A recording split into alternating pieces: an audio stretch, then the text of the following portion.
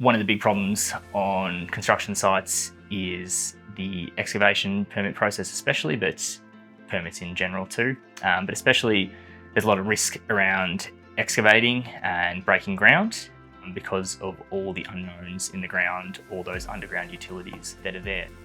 An example of how time-consuming the permit process was I had a story from one of our clients, a site engineer who was in charge of creating excavation permits. He told me that he was regularly in the site office till about 8 o'clock at night, just printing off page after page after page for their excavation permits.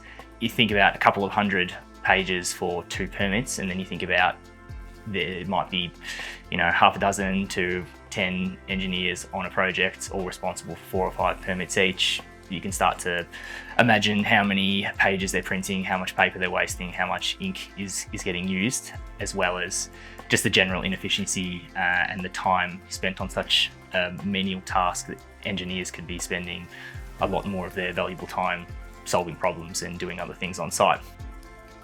One of the big features we've developed in Civillo over the last 12 months is a digital permitting system. Now this can be used for your excavation permits, which, especially having that spatial context in Civillo, all the data in there is incredibly useful for your excavation permits. But it can also be used for all your other on-site construction permits as well, whether that's confined space, hot works, environmental clearance permits, commissioning and isolation, any of those type of activities that require permits. The Civillo permit module has been designed to be very flexible and configurable. Having everything tracked in the digital system, you can't lose it.